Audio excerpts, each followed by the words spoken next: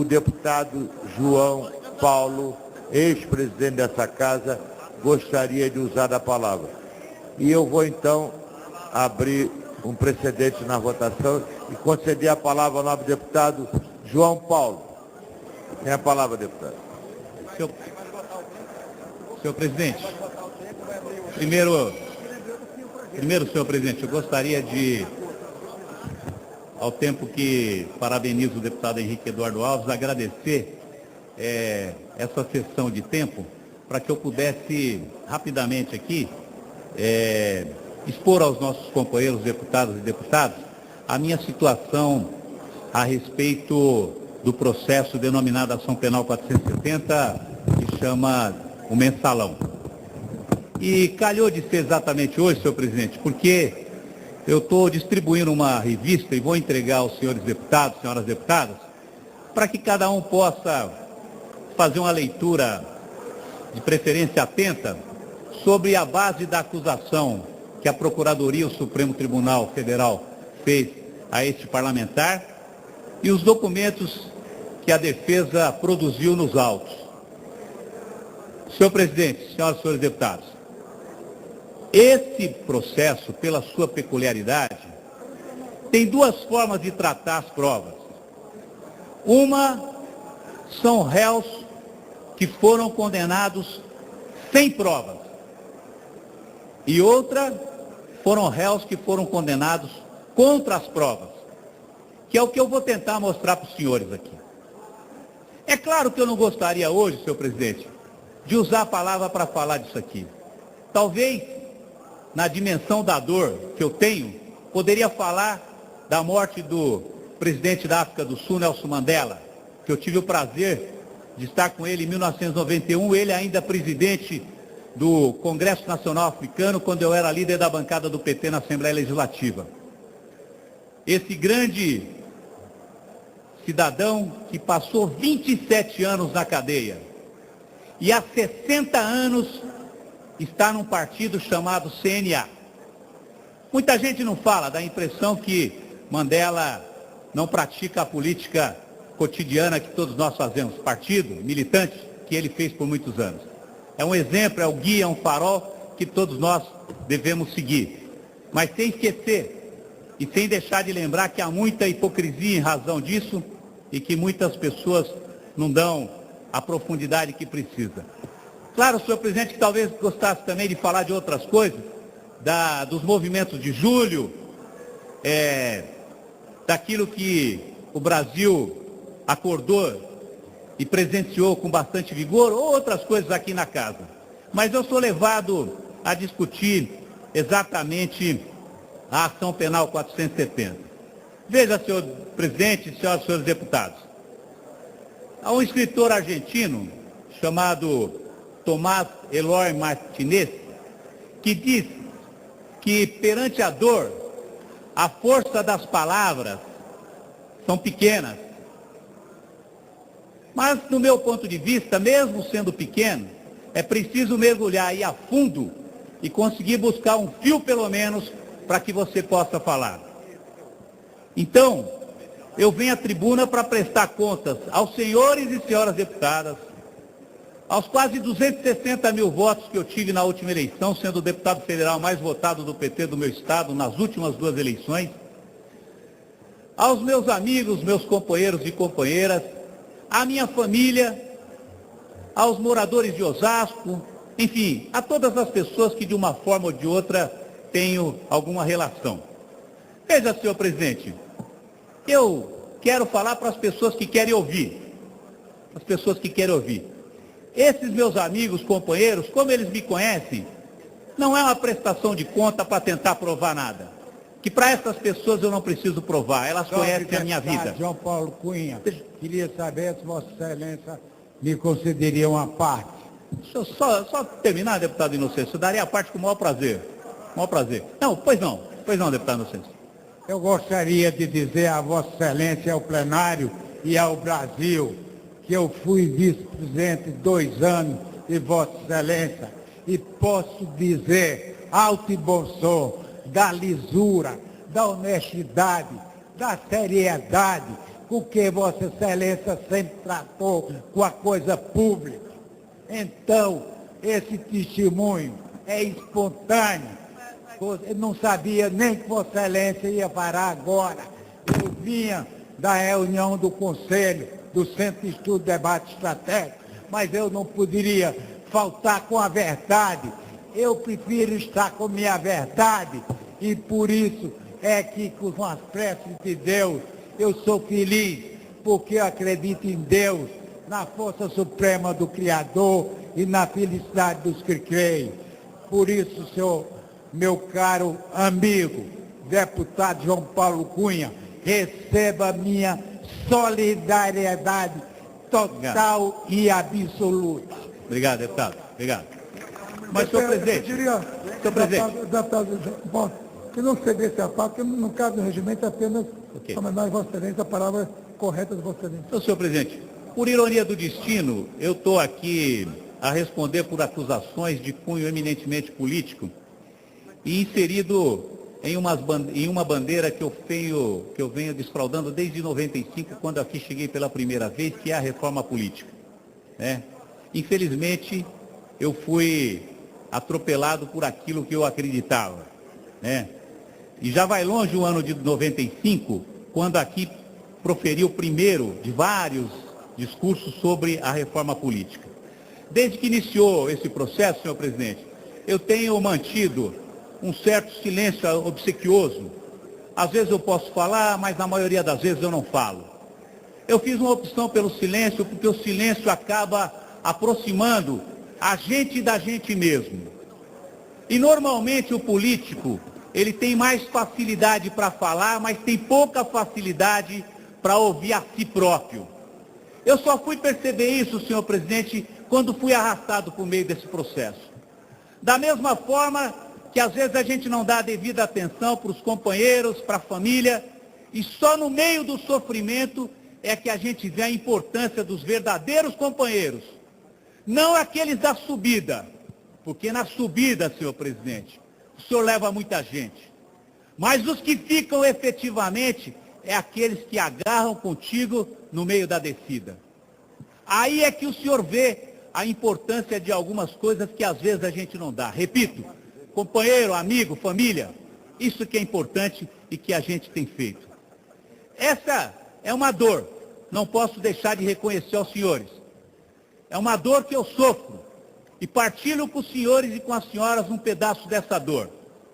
Mas não é uma dor que vai me carregar para o túmulo, ou vai me carregar para ficar atrás das trincheiras. Não. É uma dor como deve ser interpretada uma dor de sofrimento.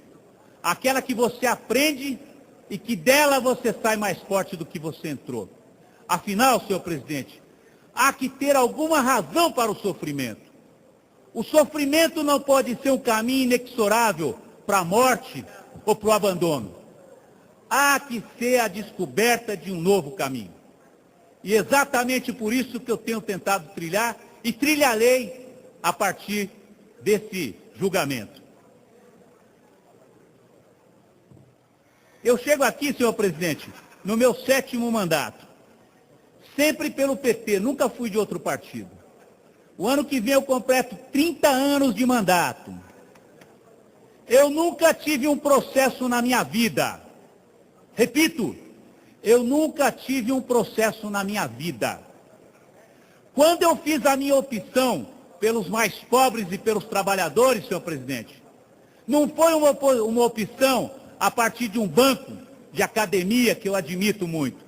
Foi da vida prática e cotidiana que eu, meu pai, minhas irmãs, sofremos na cidade de Osasco, todos nós somos metalúrgicos.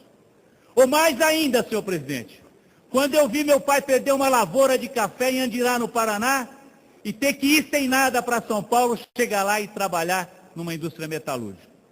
Comecei a criar o meu espírito solidário, fraterno, a partir exatamente da minha experiência de vida. E digo, senhor presidente, não para competir com ninguém que não é de motivo de competição. Eu não fiz da fortuna, da riqueza, razão da minha vida. Repito, não para fazer concorrência com ninguém. Foi exatamente por razão da minha opção de espírito, de cabeça e de coração. E tenho feito disso firmemente há muitos anos. Por isso é que eu moro, senhor presidente, há 21 anos, na mesma casa. Mas não é a mesma casa, é na periferia da cidade de Osasco. Na periferia da cidade de Osasco. E passado 8 anos, e não acharam e não encontrarão nada, porque não existe nada a ser encontrado na minha vida. Senhor presidente, esse processo é cruel, esse processo é duro, mas há que ser enfrentado. O que eu queria deixar para os senhores aqui, é que depois cada um pudesse receber uma revista e receberá. Porque eu fui condenado contra as provas que eu produzi. Por algumas aberrações, senhor presidente, aberrações que qualquer rábula de qualquer canto do país facilmente entenderá ao folhear essa revista. Facilmente. Facilmente. É um quebra-cabeça de uma farsa grande. No nosso caso específico, é um ponto dentro da farsa. Neste caso, não é um ponto fora da curva, é a curva fora do ponto, senhor presidente. E começo mostrando para o senhor, e uma pena que todos os senhores não tenham a revista nas mãos, para dizer de forma didática até, e que me perdoe os senhores, para que possa ser entendido o que o ministro Joaquim Barbosa disse e o que existe de fato nos autos. Veja, senhor presidente, ele diz que eu cheguei aqui e trouxe uma agência de publicidade. Não, senhor presidente, já tinha uma agência de publicidade. A Denison prestava serviço aqui na Câmara. Durante o ano de 2003, a Câmara executou um contrato que já havia aqui. Não há nenhum problema nisso. Já havia. Não trouxe, não fui eu, não foi esse deputado que trouxe para cá. Como deveria ter mesmo. Não fui eu que solicitei uma nova licitação, está aqui quem solicitou. Foi os órgãos técnicos da nossa casa. E com esses documentos apresentados, senhor presidente, e digo sem nenhum receio, liguei para o senador Aécio Neves, que foi presidente dessa casa, ele não pôde me atender. Liguei para todas as pessoas que têm de um jeito ou de outro documento aqui. Não é de ninguém a culpa é minha. Eu pago e pagarei com a minha vida e com a minha responsabilidade, não é de ninguém. Quando trago esses documentos, não é para imputar ninguém, é para mostrar, senhor presidente, a farsa que foi, em particular, esse episódio da Câmara. Veja, senhor presidente, o ministro Joaquim Barbosa, fala que a Câmara ajudou a completar os recursos do mensalão. Quanto que foi o desvio do mensalão? 141 milhões aproximadamente, segundo os dados. 70 milhões oriundos da VisaNet. 70 milhões do BMG e do Rural. A Câmara com 536 mil reais. E de onde o relator foi tirar isso, senhor presidente? Os senhores terão a oportunidade de ver aqui 5 páginas, porque eu fiz questão de juntar real por real. Porque o Supremo vai ter que dizer de onde eu desviei. Porque se é peculato, é crime contra o patrimônio, há de se ter uma ação para ressarcir o que foi desviado. E eu ressarcirei, desde que o Supremo diga o que eu desviei, para quem que eu desviei. Ele não vai conseguir. Sabe por que não vai conseguir, senhores deputados? Porque não tem como fazer. Está aqui, 1 por R$1. E digo aos senhores, o que ele computou como desvio? O mercado publicitário pratica no Brasil inteiro, tanto nas relações privadas como nas relações públicas. Qualquer trabalho executado por uma agência, há uma comissão. Não somente o contrato reza isso, a legislação reza isso. A Câmara não foi diferente. O contrato da Câmara estabelecia 3 cláusulas. 15% para todo comercial que for veiculado, jornal, rádio, TV e revista. Segunda coisa, 10% pelo serviço direto e 15% sobre o serviço terceirizado. Está aqui. 10 milhões o total do contrato. 1 milhão e 92 pago à agência. Quem pagou a agência? Quem pagou? A TV Globo pagou 369 mil. Veja que ridículo. Extremando o meu raciocínio, eu poderia dizer, senhor presidente, que a Rede Globo ajudou a abastecer o Valério Duto. Ou então a revista Veja, o Grupo Abril Cultural, que recebeu 45 mil, mais a Fundação Vitor Civita, 8.900, ajudaram a abastecer o Valério Duto. É razoável pensar um negócio desse? Evidente que não. Por isso que não procede. Como que eu vou pagar por um peculato dizendo que eu desviei, sem saber de onde saiu e para onde foi? E o Supremo não conseguirá. Digo aos senhores por que não conseguirá. Se os senhores me acompanharem numa conta simples, 1 milhão e 92 foi o que as empresas pagaram para a agência. 948 mil foram pagos dos veículos onde tiveram anúncios veiculados. 129 mil por serviços de terceiro e 14 mil por serviço executado diretamente pela agência. Se você soma o serviço de terceiro com veiculado, dá 143 mil. Muito bem. Como que chega em 536 mil que o Supremo disse que supostamente eu desviei? Há que se entrar na verba onde estão as veiculações. Como ele vai fazer? Vai dizer que da Globo foi desviado e da Veja não? Ministro Humberto Souto. Vai desviar que da Folha desviou do Estadão não? Correio Brasiliense desviou e o Estado de Minas não? O Povo desviou e o Zero Hora não? SBT desviou Bandeirantes não? Não vai, porque não tem como fazer. E, senhores deputados, quem conviveu comigo aqui em 2003, 2004, sabe como eu trato. O exemplo da minha transparência foi quando eu mandei retirar os vidros que estavam aqui. Muitos não sabem disso.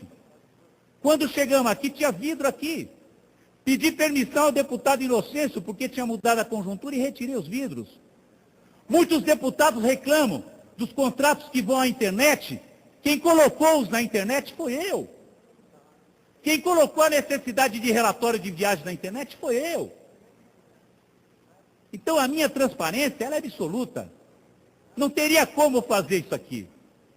Mas, senhor presidente, se o senhor tiver a oportunidade de ver essa revista, nós temos um órgão que fiscaliza o serviço público e os nossos contratos, que é o TCU. Senhor presidente, senhores deputados, o escândalo do mensalão foi estourado em junho de 2005 e julho de 2006. Eu pedi auditoria do TCU. Eu. 27 de julho instalam a auditoria aqui.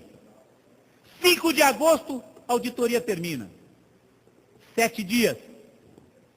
Este relatório apontou uma série de indicações.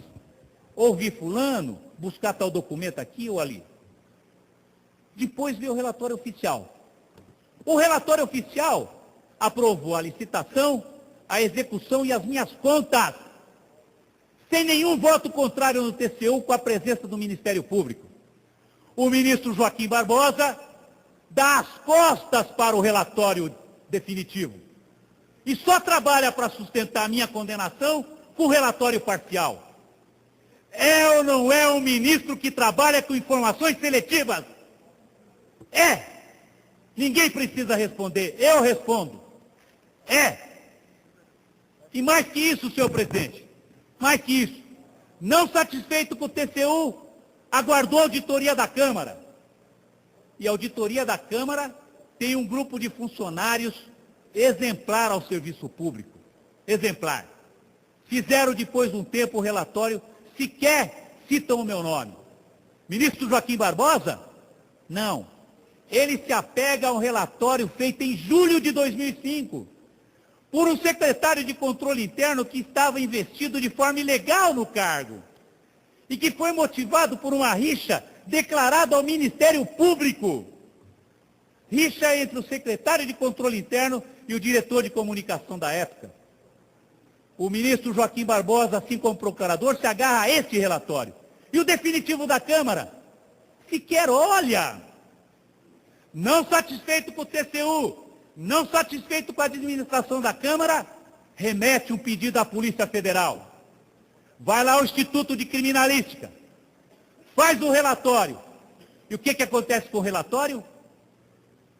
Não me acusa de nada. A licitação foi plena, a execução foi positiva. Não teve nenhum problema. Minto, senhor presidente, teve um problema. Agora, senhores deputados, senhoras deputadas, observem o que é o STF. Observem. A Polícia Federal disse o seguinte: não há nenhum problema. O único problema é com uma empresa chamada IFT. Há indícios de que ela não prestou serviço. Muito bem. Eu era acusado de 2 peculatos. Um por causa da IFT e outro por causa do contratão. Pois bem, o que faz o STF de posse do relatório da Polícia Federal? Aquilo que é o relatório da IFT, que a Polícia Federal fala que tem problema, ele me absolve. E aquilo que a Polícia Federal fala que não tem nenhum problema, ele me condena. Não é seletivo, senhor presidente? Ô, senhor presidente, o tempo urge, eu vou mais rapidamente falar para o senhor. Polícia Federal, TCU, Câmara, aprovaram... Você terá o tempo que necessitar, por sua situação excepcional e merece homenagem desta casa. Pode dispor do tempo. Obrigado. O TCU, Câmara, Polícia Federal, me dizem, vou procurar quem? Vossa Excelência, deputada Aline Schneider, que certamente conhece e sabe do nosso trabalho, só que o ministro é isso que ele faz. Senhor presidente, comissão de licitação especial, você instala, tem muitos prefeitos, governadores, vários que passaram para o executivo, sabe? Para serviços especiais, há que ter uma comissão especial. É da natureza do serviço especial ter uma comissão especial. A comissão de licitação trata das questões gerais. Publicidade é um serviço específico. Ele é muito particular. Por isso é que a Câmara montou, originalmente, uma comissão especial de licitação, em 2001, sob a presidência do presidente Aécio Neves, corretamente fez a comissão especial de licitação. Quando chegou para fazer uma nova comissão de licitação em 2003, a administração da Câmara fez o quê? Repete-se o ato. Repetiu o ato, está aqui. Dos 5 membros da comissão, 3 foram os mesmos de 2001 e de 2003. Não há irregularidade no de 2001, que foi executado em 2003. Agora, no de 2004, há irregularidade. Mas, senhor presidente, se vossas excelências posteriormente acompanhar, e vários dos senhores deputados que não estiveram aqui não sabem, em 2002, os funcionários sabem, a TV Câmara não funcionava nesse espaço vistoso que hoje todo mundo vê. A TV Câmara era no porão aqui embaixo. Aqui era o Museu da Câmara. Eu desativei o museu daí, coloquei em outro lugar da Câmara e coloquei a TV Câmara aí. Há vinhetas até hoje que são passadas e que são daquela época. Essa TV maravilhosa, ela teve uma semente. Ela não nasceu bonita e grande do jeito que é hoje. E, modestamente, eu ajudei a pôr um pouco de água e adubo nessa semente que é a TV Câmara. E com um pouco desse contrato. Então, senhor presidente, se vossas excelências pegarem esse contrato, vão poder acompanhar a sua execução de forma integral. Isso foi exatamente o que aconteceu com o contrato da Câmara dos Deputados. Não há R$1 de desvio. E eu pago por um peculato.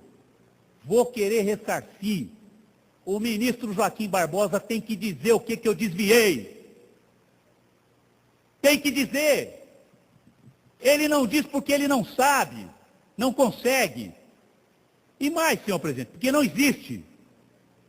Os 50 mil foi porque eu assinei a Comissão Especial de Licitação como ato de ofício. repetiu o ato de 2001.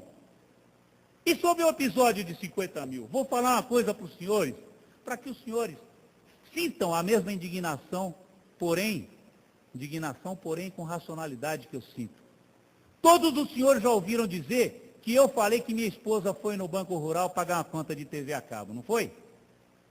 O ministro Joaquim Barbosa não falou, ele escreveu. Escreveu e remete para uma folha tal no meio do processo. Diz o seguinte: o deputado João Paulo mudou de versão, conforme a folha, supostamente, 69 mil tarará. Você vai lá na folha, eu falo, pô, vou lá ver, porque eu nunca disse isso. Eu nunca disse isso. Nunca disse isso. Alguém precisa achar dito da minha boca. E o próprio ministro vai lá, pega o ofício e está dito que eu falei que a minha esposa foi no banco resolver uma pendência da TV a cabo. Mas não seria uma desculpa tão esfarrapada e ridícula falar isso? Será que alguém não pensou? Será que esse João Paulo é tão imbecil a esse ponto? Então, estou trazendo para os senhores aqui, ó, 3 cópias da TV. Qual era a TV de assinatura em São Paulo? TVA. No nome de quem? Márcia Regina Milanésio Cunha. Qual era o Banco da Compensação? Rural. Quantas agências tinha o Rural em Brasília? Só aquela. E os valores? Agosto, R$100, setembro, R$200, outubro, R$100. Há ou não há uma divergência aqui?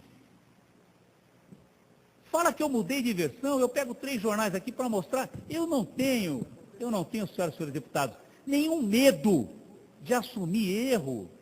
Eu não tenho nenhum medo de assumir as coisas que eu faço. Aprendi isso desde cedo. Aqui está o cronograma das datas, para dizer, assim que saiu a lista, a Folha de São Paulo, que é um jornal insuspeito, diz aqui, ó, João Paulo não contesta saque. Mas então, qual que eu mudei? Onde que eu mudei? Não mudei porque não há a segunda versão, há só aquela que é a verdade que eu falei. É só essa que existe, não existe outra. E mais, falei, repito, pedi para minha mulher buscar 50 mil reais no Banco Rural para pagar pesquisas na região que eu tinha influência. Falei textualmente, escrevi. Pedi para quem? Para quem eu devia pedir. Pedi para o tesoureiro do meu partido. Corretamente. Fecha aqui o círculo. O companheiro que era coordenador do PT na região vai em juízo e diz o seguinte: eu pedi o dinheiro para o João Paulo. O Delúbio Soares fala: eu recebi o pedido do João Paulo. O Marcos Valério fala: eu recebi o comando do Delúbio. A minha mulher fala: eu peguei o dinheiro. Passei para o senhor Gelson. O Gelson fala: tudo em juízo. Está aqui. Eu peguei o dinheiro. Fez o quê? Paguei as pesquisas. Senhores deputados, repito, o escândalo estourou em junho e julho de 2005. As pesquisas são de 2003. Seria outra barbaridade eu inventar um negócio desse? Não seria um negócio meio ridículo falar da pesquisa, como uma ministra do Supremo disse, falou assim, isso tem jeito de simulação? Pega aqui, está aqui. Pesquisa feita em Carapicuíba, 101 páginas. Quando? Agosto de 2003. 2 anos pretéritos do acontecido. Pesquisa de Osasco, junho de 2003, 94 páginas. Pesquisa de Cotia, 67 páginas.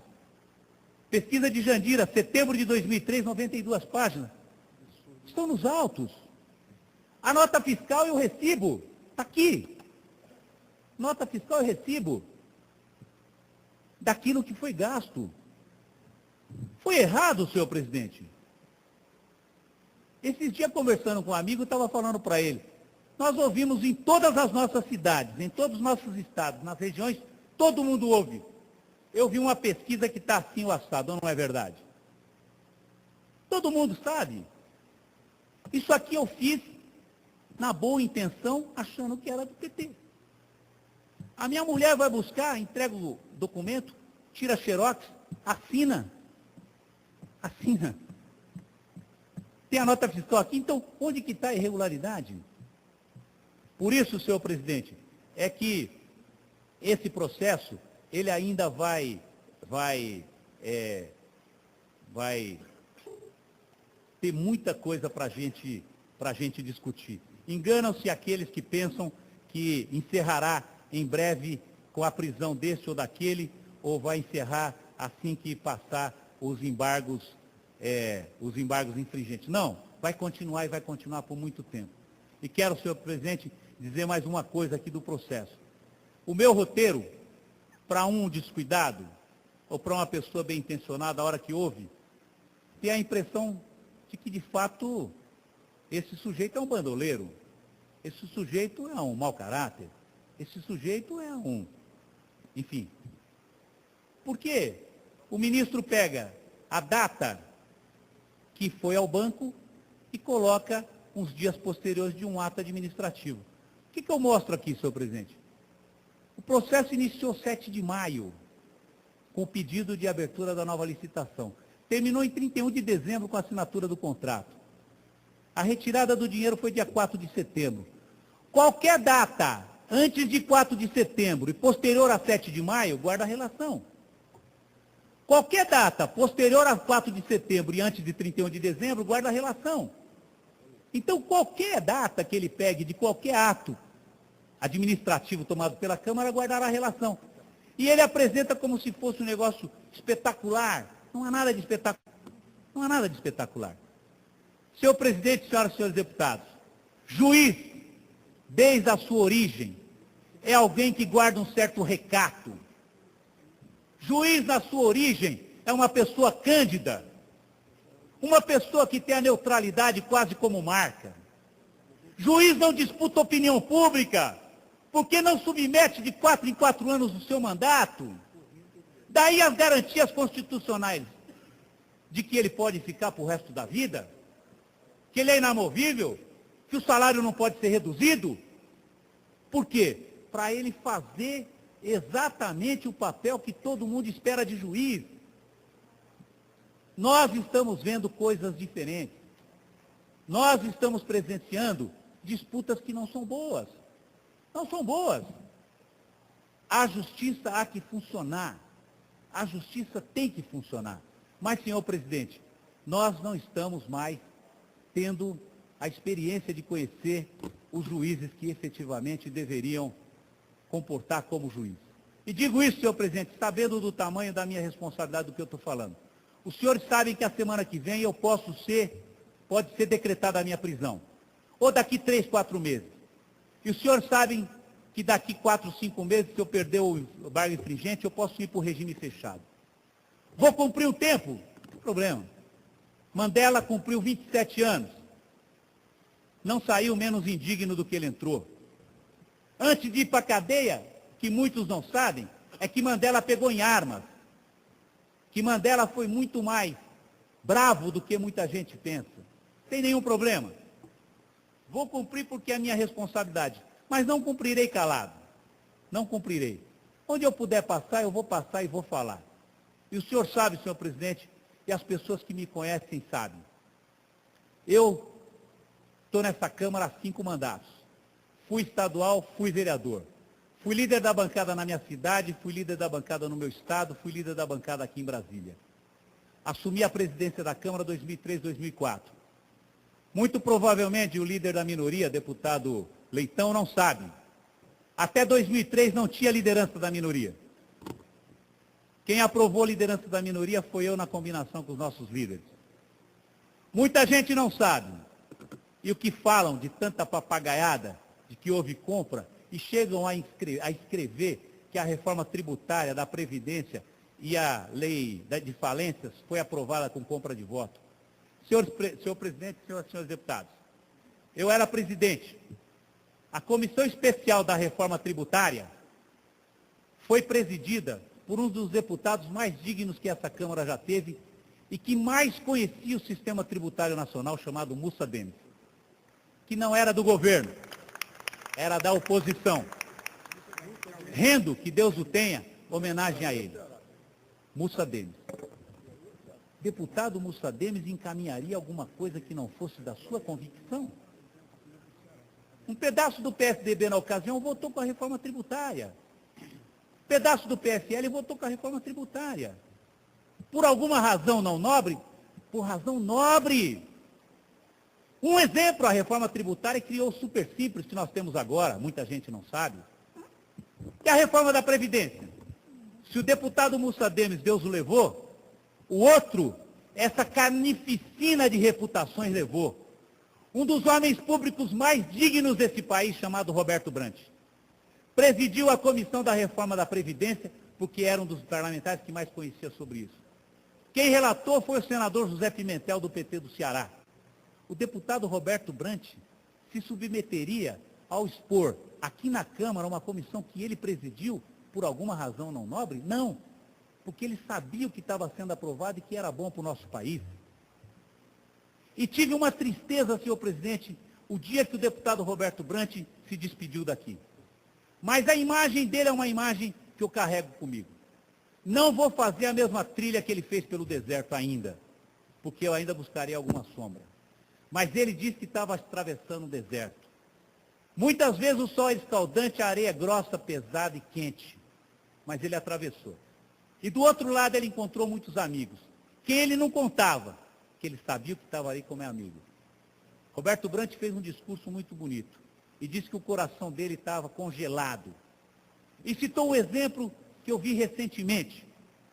Ele citou o exemplo do deputado Ricardo Fiuza, que comandou o Centrão na Constituinte, que podemos ter as divergências que forem com o deputado Ricardo Fiuza, mas que foi quem consolidou o Código Civil que orienta o nosso país hoje.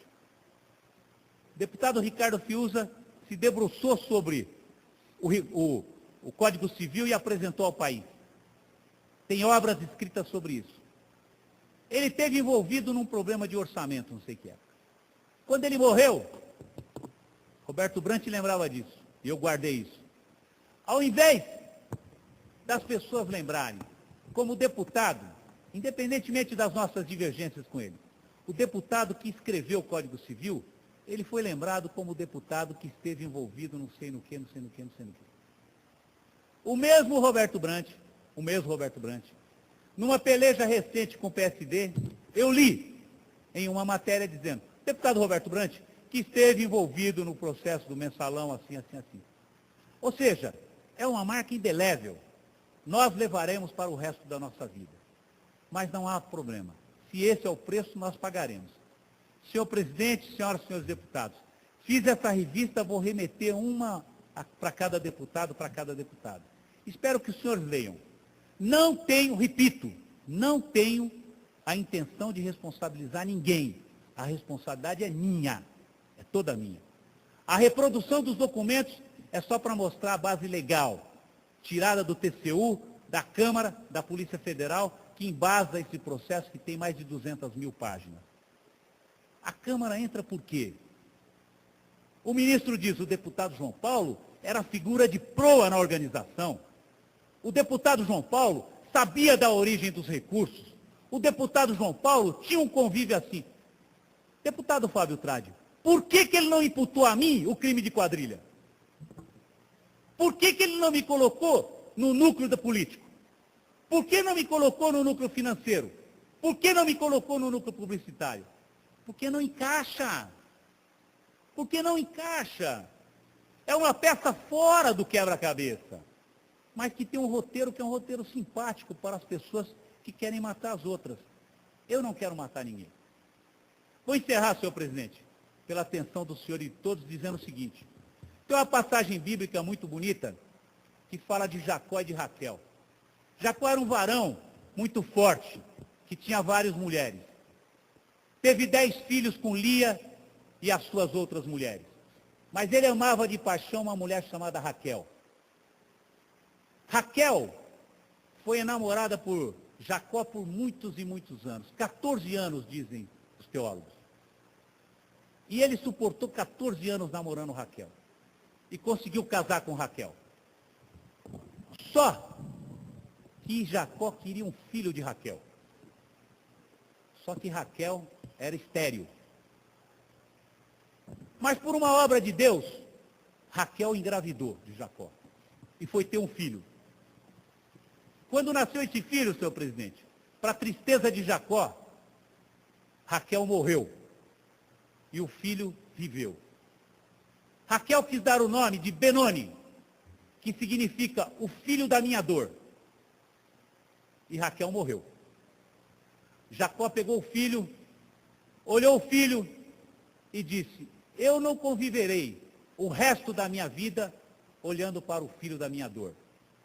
Vou mudar o nome. Vai chamar Benjamim, que é o filho da minha alegria. E assim denominou Benjamim, o filho da alegria, que foi o filho de Jacó com Raquel. Termino dizendo isso, senhor presidente, para dizer o seguinte: esse processo do mensalão é filho da minha dor. Mas eu não vou carregar com uma tristeza para o resto da minha vida. Não. Não. As coisas na minha vida nunca foram fáceis. Nunca foram fáceis. Dizia agora há pouco ali, em frente à taquigrafia. E vou encerrar dizendo isso, senhor presidente. A minha opção política não nasceu de uma escolha qualquer. Eu tinha 11 anos de idade, morava num bairro chamado Alto do Farol, Quitaúna, em Osasco. Minha mãe era empregada doméstica e trabalhava no bairro chamado Barra Funda. A ligação entre Osasco e Barra Funda era feita de trem. Um trem 20 para 7 da manhã minha mãe pegava e eu ia agarrar da mão dela. Ela me levava para trabalhar. Pegava o trem com a minha mãe e descia lá. Minha mãe era empregada doméstica e a patroa dela tinha uma fabriquinha pequenininha, de um detergente parecido Pinho-Sol. Eu ficava o dia todo enchendo esses vidrinhos, fechava, rotulava, botava na caixa, fechava a caixa. Fui um grande operário. De tardezinha pegava a mão da minha mãe e voltava. Mas na hora do almoço, senhor presidente, quem fazia o almoço era a minha mãe. Eu ia almoçar na casa da patroa dela, que era pertinho da fabriquinha. Quando chegava a almoçar, ela fazia o meu prato, mas a patroa não deixava eu almoçar, nem na cozinha, nem na sala. Eu almoçava do lado de fora. Eu tinha 11 anos da idade. Depois virei metalúrgico. Vi meu pai morrer de doença de Chagas. Vi uma série de dificuldades, mas nunca me desanimei, porque eu não me habituo a ficar olhando para o filho da minha dor. O que eu queria partilhar com os senhores é o seguinte: quem me conhece sabe o meu coração, o que eu penso e o que eu faço. Quem não me conhece, eu peço que possa me conhecer. Não por piedade, não quero, não por piedade, mas para que possa saber direitinho do que eu fui condenado. Para que esse tipo de injustiça a gente não possa mais conviver no nosso país. Já tivemos experiências tristes no Brasil e no mundo. Tivemos experiências de inocentes que morreram. E já disseram, morrer, matar um inocente é muito pior do que libertar vários condenados. Aqui no Brasil mesmo, quem é de Minas Gerais sabe, em particular do Triângulo Mineiro, o que foi feito dos irmãos Naves. Por um delegado, por uma informação errada, por um quebra-cabeça errado. Torturou os irmãos Naves até confessarem um crime que eles não tinham praticado. E morreram carregando o resto da vida aquele crime. Com uma agravante, a cidade inteira aplaudiu o delegado que acusou e condenou um inocente. Quero dizer aos senhores, para encerrar mesmo, que eu não vou carregar esse filho da dor. Eu vou procurar e vou encontrar o filho da minha alegria para poder viver e dizer a esse país que eu sou filho do Brasil. E como filho do Brasil, eu quero o bem do nosso povo. Obrigado, comandante. Senhor presidente, gostaria de falar.